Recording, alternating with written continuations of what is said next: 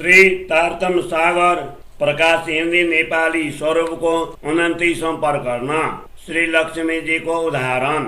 इन्द्रावती भन्नुहुन्छ, मेरो इच्छा थियो तारतम ज्ञान रूपी अखण्ड धन म एक्लै लिनेछु र प्रभुको सम्पूर्ण अखण्ड सुख म नै ग्रहण गर्नेछु, अरू कसैलाई दिने छैन। तपाईँ सुन्दर साथहरूलाई बारम्बार यस विषयमा किन भनौँ? यो कुरा यसरी बनिँदैन, जीवले यो कुरा भन्न सक्दैन र यो भन्दा मेरो जीव भित्रभित्रै दुखी हुन्छ। म धेरै चिन्ता पनि गर्दछु, तर यो अखण्ड बानीलाई हृदयमा धारण गरे भने यो शरीर रहने छैन। प्रभु मलाई भन्न लगाउनुहुन्छ, त्यसकारण भन्दैछु, नत्र भने यो अखण्ड धन यसरी अरूलाई दिने थिएन। यस्तो अखण्ड वस्तु अरूलाई दिनमा मेरो प्राण निस्कन खोज्दछ, किनभने यो घटना मेरो हृदयमा स्थिर भएको छ।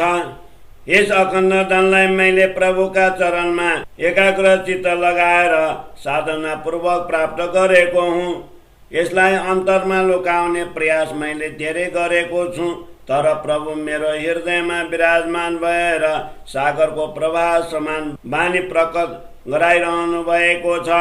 मेरो अन्तरात्मामा बसेर स्वयं प्रभु भन्न लगाउँदै हुनुहुन्छ, तर भन्ने श्रेय मूर्तिवत मलाई प्राप्त भएको छ। नत्र भने अखण्ड ज्ञानका यी बानी कसरी प्रकट हुन्थे?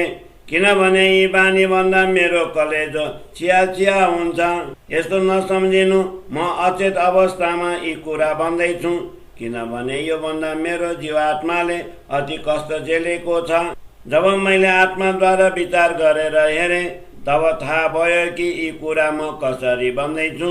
मेरो बुद्धिद्वारा यो अखण्ड धनको एक शब्द पनि निस्कन सक्दैन थियो, तर प्रभु स्वयं यी अखण्ड घरको आनन्दका कुरा प्रकट गराउँदै हुनुहुन्छ। हे सुन्दर साथी, अब यी कुरालाई ग्रहण गर्नका लागि केही प्रयत्न गर्नुहोस्, जसबाट तपाईँहरू परमधामको अखण्ड शोभा पूर्ण रूपले प्राप्त गर्नुहुनेछ। यदि विश्वासपूर्वक ग्रहण गर्ने हो भने यी कुरा अनेक प्रकारका र अत्यन्त महत्त्वपूर्ण छन्। एक उदाहरण दिएर यसको महत्त्व देखाउनेछु। हे मेरा परमधामका प्राणाधार सुन्दर साथी, सुन्नुहोस्। शरीरबाट टाउको कसैले अलग गरिदिए तापनि अखण्ड घरको आधा वचन पनि मुखबाट उच्चारित हुन सक्दैन। यहाँसम्म यदि कुनै फलामको छडले पुरा शरीरलाई घोचे पनि फेरि निश्चय नै आधा वचन पनि भन्न सकिँदैन। सुन्दर साथसम्म मूल सम्बन्ध जानेर म यी कुरा भन्दैछु। प्रभुलाई चिनेर अखण्ड परमधामलाई हृदयमा राखेर सेवन गर्नुहोस्। यसरी हात समातेर अखण्ड धन कसैले दिँदैन, र यदि कसैले दिए पनि त्यस अभागीले त्यो ग्रहण गर्न सक्दैन। हे मेरा शिरोमणि सुन्दर साथजी, यस उदाहरणलाई विचारपूर्वक हेर्नुहोस्। अब म सुखदेव मुनिका कुराको साक्षी दिएर यसमाथि सिधा प्रकाश पार्दैछु, त्यसमाथि विचार गर्नुहोस्। दृष्टान्तलाई हेरेर भ्रमलाई हटाउनुहोस् र जीवलाई अलिकति नरम बनाउनुहोस्। जीवात्माद्वारा यी कुरामाथि विचार गर्नुहोस्, तब नै प्रभुको अखण्ड सुख मिल्नेछ। यसरी प्रभुको स्वरूपको परिचय प्राप्त गरेर अन्तरको अज्ञानलाई मेटाउनुहोस्। आफैलाई चिन्नुहोस् र आफ्नो घर परमधामलाई याद गर्नुहोस्।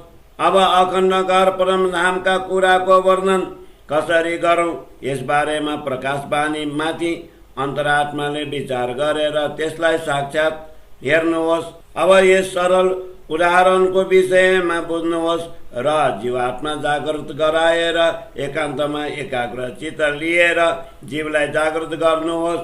14 लोकका स्वामी श्री विष्णु भगवान कहलाउँछन्। उनी सधैँ वैकुण्ठमा अनेक प्रकारका लीला गर्दछन्। लक्ष्मीजी रात दिन उनका चरणको सेवा गर्दछिन्।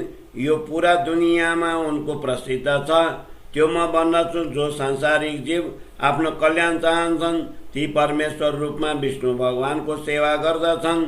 ब्रह्मा आदि देवतादेखि लिएर नारद ऋषि, अरू देवी देवताहरू सहित अनेक मनुष्य उनको सेवा गर्दछन्। यस ब्रह्माण्डमा बसेर सेवा गर्ने कतिको नाम लिउँ? सबै विष्णु भगवानको नै सेवा गर्दछन्। सेवा गर्दा पनि उनको भेट पाउन सक्दैनन्। उनको लीला अपार छ। पहिले पनि कयौं भक्तहरूले धेरै उपासना गरे। यसको पुष्टि सुखदेवजी र व्यासका कुराबाट हुन्छ। भगवान विष्णु यति शक्तिशाली छन्, उनी आफ्ना सेवकका सबै अर्थ पूरा गरिदिन्छन्। जो विशाल बुद्धिका स्वामी विष्णु भगवान छन्। अब उनको ज्ञान पनि हेर्नुहोस्। एक पटक विष्णु भगवान ध्यान लगाएर बसेका थिए। उनी ध्यानमा यसरी लीन भए, शरीरको शुद्धि समेत रहेन। यसरी उनी हमेशा ध्यान गर्दथे, तर यसको जानकारी कसैलाई थिएन। एक दिन उनी ध्यानमा यसरी तल्लीन भए, प्रेमको प्रवाह उर्लिएर आयो र त्यो कसैबाट लुकेन। त्यस बेला लक्ष्मीजी आइपुगिन् र त्यो ध्यान देखेर उनको मनमा आश्चर्य भयो। लक्ष्मीजी नजिक आएर उभिन्। यस्तैमा भगवान ध्यानबाट जागृत हुनुभयो। तब लक्ष्मीजी विनयपूर्वक सोध्न लाग्नुभयो, म हजुरलाई छोडेर अरू कसैलाई महान र पूज्य देख्दिन। हे भगवान, हजुर कसको ध्यान गर्नुहुन्छ? कृपया मलाई भन्नुहोस्, किनभने मेरो मनमा शङ्का उत्पन्न भएको छ। हजुर मलाई यी सबै कुरा भनेर सम्झाउनुहोस्। हे भगवान, हजुर जसको ध्यान गर्नुहुन्छ उहाँको स्वरूप कस्तो छ र कहाँ निवास गर्नुहुन्छ? उहाँको शोभा कस्तो छ र नाम के हो? यी सबै कृपया मलाई भन्नुहोस्। म उहाँको लीला आफ्ना कानले सुन्न चाहन्छु। त्यसकारण बारम्बार हजुरका चरणमा परेर प्रणाम गर्दछु। म उहाँको लीला आफ्ना कानले सुन्न चाहन्छु। त्यसकारण बारम्बार हजुरका चरणमा परेर प्रणाम गर्दछु। तब विष्णु भगवानले भन्नुभयो, हे लक्ष्मीजी, म तिमीलाई जे भनिरहेको छु त्यसलाई ध्यानपूर्वक सुन। यो कुरा प्रकट नगर। तिमी जस्तो भन्दछौ म त्यस्तो गर्न तयार छु। मेरो शरीर तिमीदेखि भिन्न छैन। हे लक्ष्मीजी, म तिमीलाई भन्दछु, यस ध्यान लीलाको विषयमा प्रथम कल्पमा शिवजीले पनि मलाई सोधेका थिए, तर यस लीलाको विषयमा मलाई केही पनि थाहा छैन भने त्यसलाई मैले मुखबाट कसरी भनौं? तिमी आफ्नो मुखबाट यस्तो कुरा नगर, नत्र भने अति कठिनाई आउनेछ। यस ब्रह्माण्डका 14 लोकका बारेमा मलाई सोध, ती सबै कुरा विस्तार पूर्वक भन्नेछु। यस लीलाको विषयमा कुनै प्रकारको शङ्का मनमा नल्याऊ र न कुनै सन्देह मनमा राख। हे लक्ष्मीजी, तिमी शान्त हौ, किनभने ध्यानसित सम्बन्धित एकै कुरा पनि मेरा मुखबाट बाहिर निस्कँदैन। तब लक्ष्मीजी अति दुखी भइन्। तिनी यति क्षुब्ध भइन् कि केही भन्न सकिनन् र फेरि सोच्न लागिन्, अब म कसरी जीवित रहन सक्दछु? लक्ष्मीजीका आँखाबाट आँसुका धारा बग्न लागे र बारम्बार विनयपूर्वक भन्न लागिन्, हे स्वामी, यो अन्तर मबाट सहन हुँदैन। यसकारण मेरो जीव आकुल व्याकुल भइरहेछ। अब म आफ्नो जीवलाई हजुरसित हटाएर कसरी राखौं? मेरो कलेजो काटिँदैछ, त्यो अत्यन्त व्याकुल भएर काम्दैछ। लामो श्वास लिएर उनको हृदय अन्तर्ग्लानीले भरियो। हे स्वामी, यदि हजुर मलाई जतन गर्न चाहनुहुन्छ भने हजुरले निश्चित रूपले यस लीलाको कुरा भन्नु पर्नेछ। यसरी विष्णु भगवानले उनलाई धेरै पटक रोक्नुभयो र अनेक प्रकारका उपदेश पनि दिनुभयो, तर मेरो जीव कुनै प्रकारले पनि रहन सक्दैन। लक्ष्मीजीले बारम्बार यसरी भन्नुभयो। तब फेरि भगवान भन्न लागे, हे लक्ष्मीजी, तिमी निश्चिन्त मान। यदि करोडौं उपाय गर फेरि पनि यसलाई निश्चित मान। ध्यानको कुरो मेरो जिब्रोबाट कहिले निस्कँदैन। यस वास्तविकतालाई मनद्वारा जीवले दृढ रूपले ग्रहण गर। लक्ष्मीजी भन्नुहुन्छ, हे स्वामी, अब सुन्नुहोस्, मेरो शरीरमा भयानक आगो बलिरहेछ। वास्तवमा हजुरको दोष पनि के छ? वस्तुत मेरा लागि यो अप्राप्य देखिँदैछ। अब मेरो शरीर कसरी जीवित रहन सक्छ? आगोले मेरो जीवलाई भित्रभित्रै बालिरहेछ। त्यसकारण हे मेरा प्रभु, अब त म हजुरसँग आज्ञा माग्दछु, कतै गएर तप गर्न सुरु गर्दछु। तब विष्णु भगवानले तत्काल भने, हे लक्ष्मीजी, विलम्ब नगर। यस्तो कुरा सुनेर लक्ष्मीजी अत्यन्त दुखी भइन् र उनको जीव तडपिन लाग्यो। परिणाम स्वरूप उनको मनमा आघात लाग्यो र वैराग्य उत्पन्न भयो। लक्ष्मीजीलाई पूर्ण आशा थियो उनका प्रभु विष्णु भगवान यसरी उनलाई वियोग दिनु हुँदैन भन्ने चरणमा प्रणाम गरेर लक्ष्मीजी गइन् र बाटोमा रुँदै पैदल नै अगाडि बढिन्। यसबेला लक्ष्मीजीले अत्यन्त विरह गरिन्। उनलाई अति खेद भयो र उनले जोरले विलाप गर्न लागिन्। उनी एक स्थान केतुमाल खण्डमा देह दमन गरेर विष्णु भगवानमाथि पूर्ण स्नेह राखेर तपस्या गर्न लागिन्। उनले शीत गर्मी र वर्षाको प्रवाह गरिनन्। यी सबै सहन गर्दै अत्यन्त तल्लीन भएर तपस्या गर्न लागिन्। यसरी विष्णु भगवान प्रति प्रेम धारण गरेर एकान्तमा बसिन्। यसरी 7 कल्पान्त बित्यो। तब ब्रह्माजी तथा क्षीरसागर दुवै मिलेर विष्णु भगवान समक्ष आएर भन्न लागे, हे स्वामी, यति ठुलो उत्पात किन मचाइरहनु भएको छ? लक्ष्मीजी 7 कल्पान्तदेखि तप गरिरहेकी छिन्। तब भगवानले उत्तर दिनुभयो, यसमा मेरो केही दोष छैन। फेरि ती दुवैले भने, हे प्रभु, हजुर स्वामी हुनुहुन्छ, त्यसकारण हजुरसँग नै सोध्नु पर्दछ। लक्ष्मीजी किन दुखी भइन्? क्षीरसागरले भने, हे भगवान, हजुर यति धेरै क्रोध नगर्नुहोस्। लक्ष्मीजी माथि दया गर्नुहोस्, किनभने हजुर ब्रह्माण्डका दयालु अधिपति हुनुहुन्छ। मेरी छोरी लक्ष्मीजी दुखित भइरहेकी छिन्। हे स्वामी, त्यसकारण हजुर आधा क्षणका लागि पनि अबेर नगर्नुहोस्। लक्ष्मीजीलाई तुरन्त बोलाउनुहोस्। यसरी प्रार्थना गर्दै क्षीरसागरले भगवानका चरण समाते। ब्रह्माजी पनि बारम्बार यस्तै प्रार्थना गर्न लागे, हे प्रभु, हजुर लक्ष्मीजी समक्ष हिँड्नुहोस् त, त्यहाँ गएर उनलाई बोलाएर ल्याऊ। तब जहाँ लक्ष्मीजी तपश्चर्या गरिरहेकी थिइन् त्यस स्थानतिर भगवान गए। त्यहाँ पुगेपछि लक्ष्मीजीले प्रणाम गरिन्। त्यसपछि भगवानले आफू समक्ष बोलाएर भने, लक्ष्मीजी, अब तिमी घर हिँड। तब लक्ष्मीजी उनलाई फेरि केही शब्द भन्न लागिन्। हे मेरा स्वामी, हजुर मलाई ध्यानका तिनै कुरा भन्नुहोस्, किनभने मेरो जीव र मन अत्यन्त दुखी भइरहेका छन्। उत्तरमा भगवानले भने, यदि तिमी 21 कल्पसम्म पनि तपस्या गर्दै रहे पनि यस ध्यानको कुरा भन्न मेरो जिब्रो असमर्थ छ। तर यति निश्चित छ, त्यस लीलाको अभिनय गरेर म स्वयं तिमीलाई देखाइदिनेछु। तब तिमी त्यसलाई चित्तमा धारण गर्नु। तब ब्रह्माजी र क्षीरसागर दुवै लक्ष्मीजीसँग यसरी भन्न लागे, हे लक्ष्मीजी, अब तिमी तुरन्त उठ। दयाका सागर स्वामीले तपाईमाथि कृपा दृष्टि गर्नु भएको छ। त्यसकारण अब हट छोड र आफ्नो मनमा अत्यधिक प्रसन्नता धारण गर। तब लक्ष्मीजी भगवानका चरणमा परिन्। यसरी आनन्दपूर्वक लक्ष्मीजीलाई घर लिएर आए। ब्रह्माजी र क्षीरसागर दुवैले भगवानका चरणमा प्रणाम गरेर आफ्नो स्थानतिर लागे। हे सुन्दर साथी, अब तपाईँ यस दृष्टान्तमाथि विचार गर्नुहोस् र अन्तर्दृष्टिले हेर्नुहोस्। त्यस लीलाको कथन गर्न वैकुण्ठका अधिपति विष्णु भगवानको जिब्रो पनि असमर्थ भयो। उनले ध्यानमा अमूल्य वस्तु ग्रहण गरे, तर त्यस विषयमा निश्चय नै एउटा कुरा पनि भनेनन्। नत्र भने वैकुण्ठका मालिकलाई अद्वैत घरको शुद्धि कहाँ थियो? तारतम ज्ञान बिना मूल घरको लीला कसले जान्न सक्दछ? उनले अरू कसैलाई स्पष्ट भनेनन्, तापनि त्यसलाई महान धन सम्झेर ग्रहण गरे। योग्य पात्र बिना उचित भार उठ्दैन।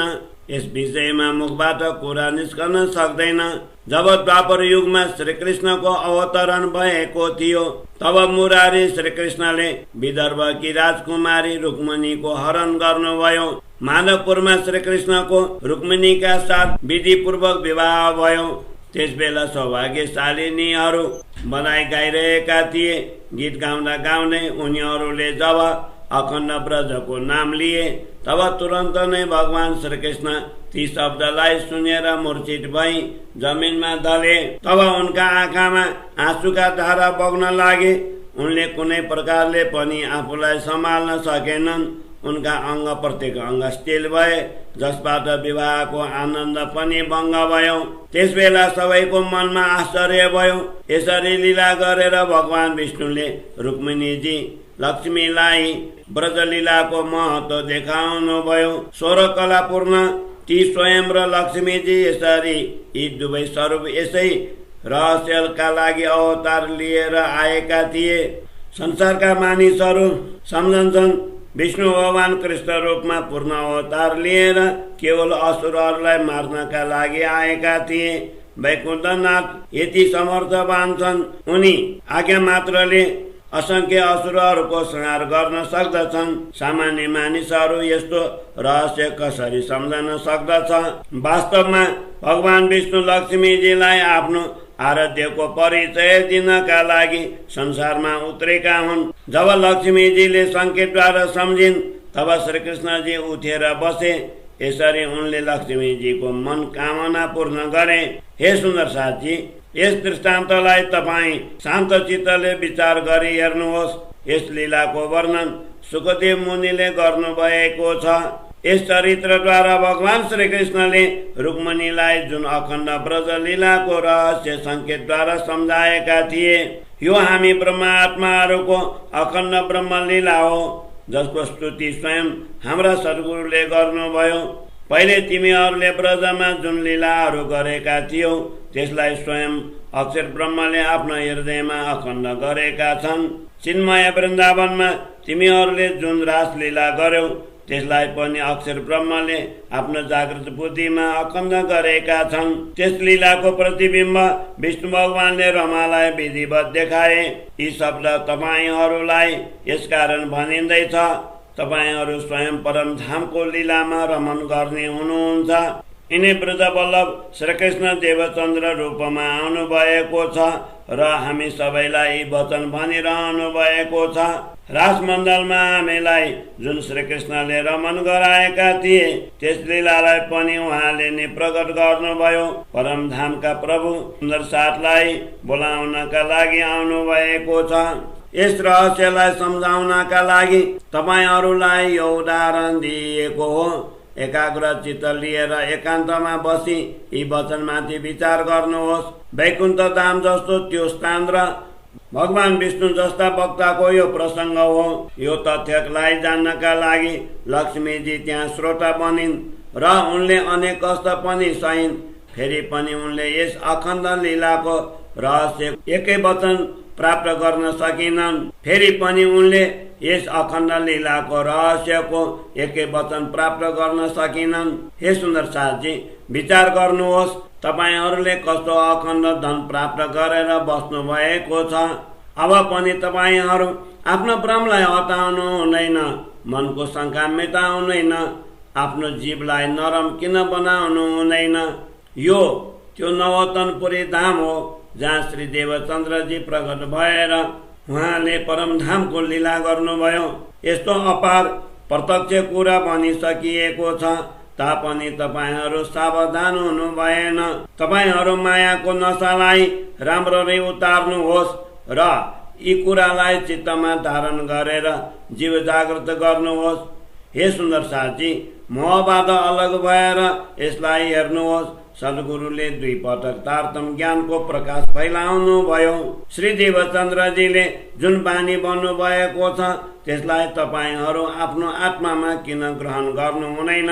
मायाबाट उत्पन्न यी सबै गुण अङ्ग र इन्द्रियहरूलाई आफ्नो नियन्त्रणमा लिनुहोस् र आफ्ना प्रियतम प्रभु प्राणनाथलाई चिन्नुहोस्। हे सुन्दर साथी, जीवात्माद्वारा यति त सोच्नुहोस्, हाम्रा प्राणधार प्रभुले हाम्रा लागि यी बानी बन्नु भएको हो। जबसम्म जीवले अन्तर्मनबाट विचार गर्दैन तबसम्म त्यही स्थिति हुनेछ जुन चिल्लो घैँटो माथि परेको पानीका थोपाको हुन्छ। इन्द्रावती बन्नुहुन्छ। सुना, अब तिमीहरू आफ्ना प्राणनाथ सतगुरुलाई नछोड्नुहोस्। बारम्बार यस्तो मौका पाइँदैन, त्यसकारण मायावी कामनालाई नलिकन परमधाममा जागृत हौ। फेरि संक्षिप्तमा नै अति धेरै भने स्वयं परिचित धनलाई तपाईहरू किन गुमाइरहनु भएको छ? पहिले त हामी सबै डिच भएर बस्यौं, त्यसै कारण श्री देवचन्द्रजी हामीलाई पीठ देखाएर जानुभयो। यदि हामी सबैले उहाँसँग प्रेम गरेको भए उहाँ हामीलाई छोडेर किन जानुहुन्थ्यो? अब फेरि अर्को शरीर धारण गरेर उहाँ हाम्रो अन्तःकरणमा विराजमान हुनुभएको छ। यसरी उहाँले हामी माथि ठुलो दया गर्नुभएको छ। तारतम ज्ञानद्वारा हामीलाई सचेत गराएर जागृतिका लागि फेरि यो मौका दिनुभएको छ। अब यो मौकाको लाभ लिएर परमधाममा जागृत हो। यदि यस उदाहरणलाई अन्तर्मनबाट विचार गर्यो भने सबै मनोकामना अवश्य पूर्ण हुनेछ। त्यसकारण इन्द्रावती बारम्बार बनिरहनु भएको छ। प्रभुले तपाईहरूमाथि अति दया गर्नुभएको छ। यदि यस उदाहरणलाई अन्तर्मनबाट विचार गर्यो भने सबै मनोकामना अवश्य पूर्ण हुनेछ। त्यसकारण श्री इन्द्रावती बारम्बार बनिरहनु भएको छ। प्रभुले तपाईहरूमाथि अति दया गर्नुभएको छ। प्रभुले तपाईहरूमाथि अति दया गर्नुभएको छ।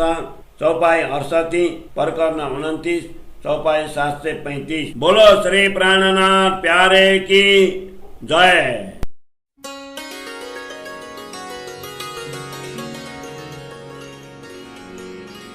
मैया मोरी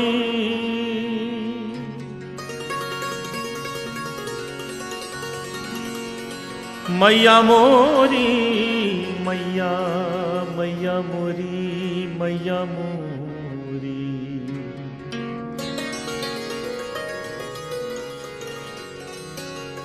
कन्हैया की बाल लीलाओं में सबसे नटखट माखन चोरी, उसी पर यह भजन सूरदास जी ने लिखा है। कन्हैया आस पड़ोस के घरों में जाते थे माखन चुराने, और जिसके घर माखन चोरी होती वो गोपी आ जाती शिकायत करने यशोदा के पास कि देखो तुम्हारे बेटे ने हमारे घर बहुत नुकसान किया, बड़ा उपद्रव किया। यशोदा गुस्से में कन्हैया को बुलाती, पूछती ये सब क्या करके आए? देखो सब शिकायत करने आई हैं। और कन्हैया बड़े भोलेपन से कह देते, मां मत सुनना, सब झूठी, ये तो सब बहाना बना के आई है मुझे देखने, और बात समाप्त हो जाती है। लेकिन आज कन्हैया ने अपने ही घर में माखन चोरी की और मां ने देख लिया। बाद में मां अचानक पूछ बैठी, कन्हैया तूने माखन खाया है क्या? अचानक पूछा था तो कन्हैया के मुख से अनायास निकल गया, मैं नहीं माखन खायो।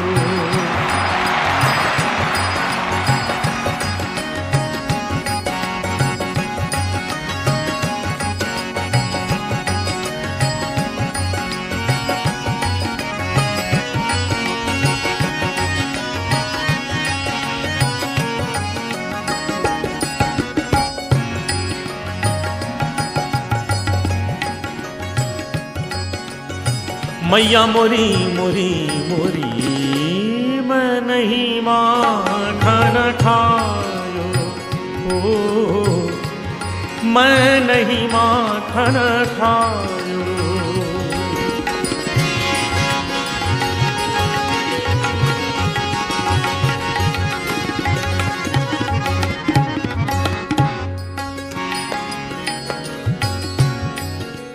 इस भजन में क्या सच्चाई है, क्या वास्तविकता है, आप सभी जानते हैं। कन्हैया ने माखन खाया है और मां ने देख लिया, दोनों जानते हैं माखन खाया है। मुख से निकल गया मैं नहीं माखन खाया। कन्हैया ने कहा मुख से निकल गया तो क्या हुआ, अभी सिद्ध कर देते नहीं खाया। और ऐसे ऐसे तर्क दिए, मां को ऐसा समझाया कि अंत में मां ने कह दिया हाँ बेटा तूने माखन नहीं खाया।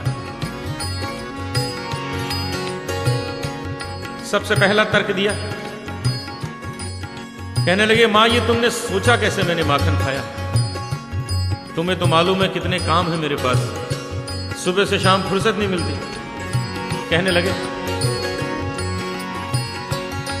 भोर भयो गैयन के पाछे, तूने मधुबन मोही पठायो। चार प्रहर बंशी बट भटक्यो, सांझ परे मैं घर आयो। मैया मोरी मैं कब माखन खायो, मैया मोरी मैं कब माखन खायूं।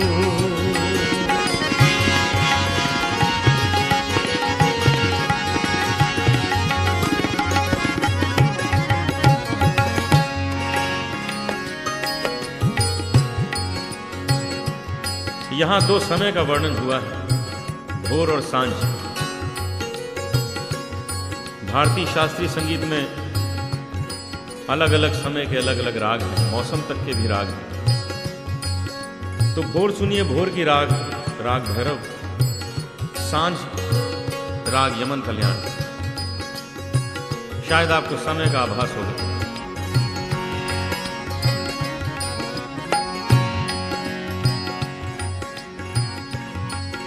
भोर भायो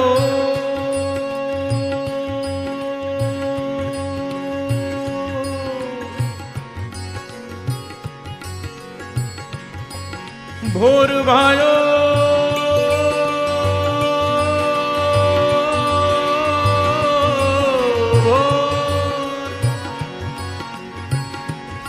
गैयन के पाछे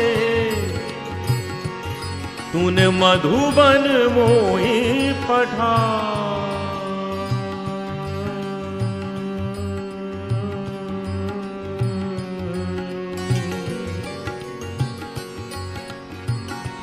भोर भयो गैयन के पाछे तूने मधुबन मोही पठा। समय बदला, स्वर बदल गए। चार प्रहर बंशी बट भट क्यों, सांझ परे मैं घर आयो। सांझ परे मैं घर आयो, री मैया मोरी मैं कब माखन खायो। मैया मोरी मैं कब माखन खायो।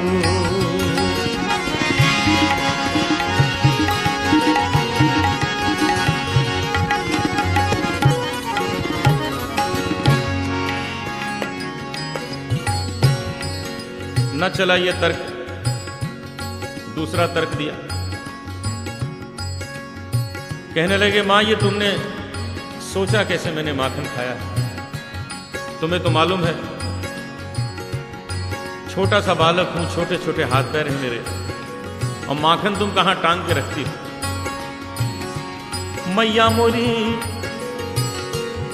मैं बालक बहियन को छोटू छोटू छोटू छोटू छोटू छोटू छोटू छोटू छोटू छोटू छोटू छोटू छोटू छोटू छोटू छोटू।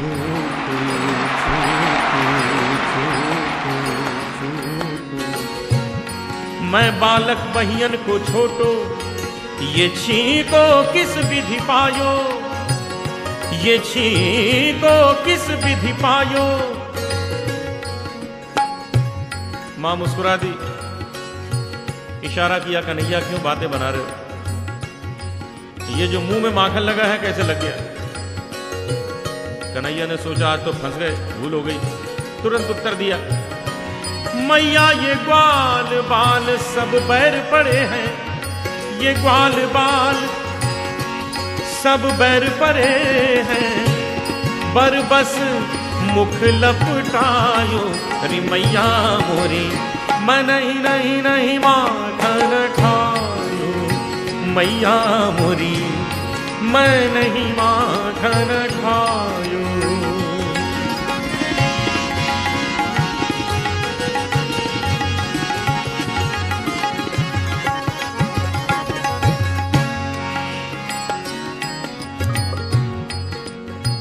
कोई असर नहीं मां पर।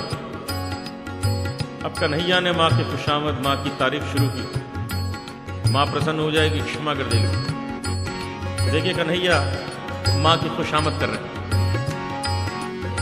अरे हाँ मेरी मैया, अरे प्यारी मेरी मैया, अरे भोली मेरी मैया, सुंदर सुंदर मेरी मैया, प्यारी प्यारी मेरी मैया हो कैसी न्यारी मेरी मैया हो मैया तू जननी, मैया तू जननी।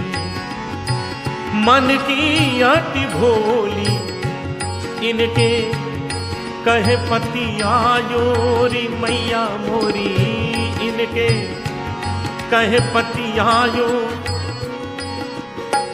थोड़ा गुस्सा दिखाया, कहने लगे माँ ये लाठी और कंबल दे दिया है तुमने, रोज भेज देती हो गाय चराने, ये सब वापस लो, मैं चला, कल से ये काम नहीं करूंगा। मैया ये ले अपनी लकुटी कंबलिया, ये ले अपनी लकुटी कंबलिया, तूने बहुत ही नाच नचायो मैया मोरी, मैं नहीं माखन खायो। विशेष बात हो गई, कन्हैया का गुस्सा भी सह लिया माँ ने। अंत में कन्हैया ने ऐसी बात कह दी कोई मां नहीं सुन सकती। आंखों में आंसू आ गए कन्हैया के, कहने लगे मां मैं समझ गया बात क्या है, ये माखन की बात नहीं, ये माखन का तो तुमने बहाना लिया, तुम्हारे मन में क्या है मैं जान गया। कहने लगे मैया मोरी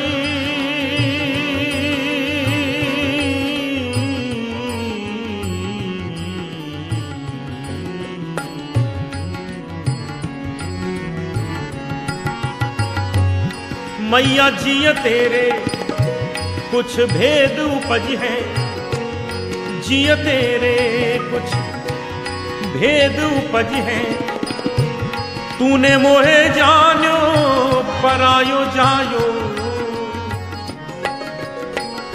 तूने मोहे जानो परायो जायो।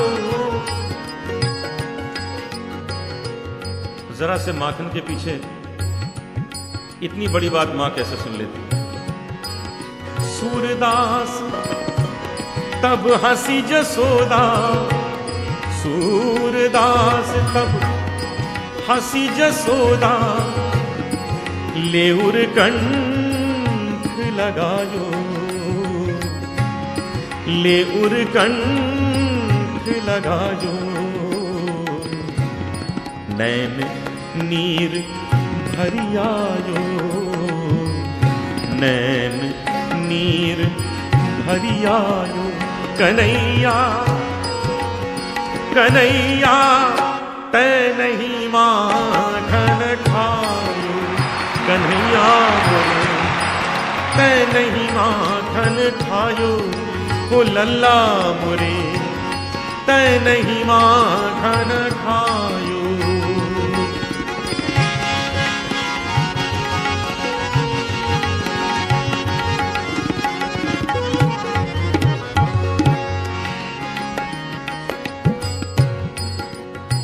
कल्पना कीजिए क्या दृश्य है, कन्हैया और मैया दोनों कंठ से लगे अश्रुधार बहा रहे हैं। दोनों जानते हैं माखन खाया है और दोनों कह रहे हैं माखन नहीं खाया। कन्हैया ने देखा अब तो मां मान गई, अब झूठ बोलने से क्या फायदा। चमत्कार देखिए शब्दों का, कन्हैया ने अपने इन्हीं शब्दों में स्वीकार किया। अभी तक मां कह रही है कन्हैया तै नहीं माखन खायो, कन्हैया कह रहे हैं हरी मैया मैं नहीं माखन खायो। और अचानक कन्हैया ने मां के आंसू पोंछे और मुस्कुराते हुए कहने लगे ओ सुन मैया मोरी, सुन मैया मोरी मैंने ही माखन खायो, सुन मैया मोरी मैंने ही माखन खायो, रे माखन खायो, रे माखन खायो, रे माखन खायो, रे माखन खायो, रे माखन खायो। सुन मैया मोरी मैंने ही माखन खायो, सुन मैया मोरी मैंने ही माखन, मैंने ही माखन, मैंने ही माखन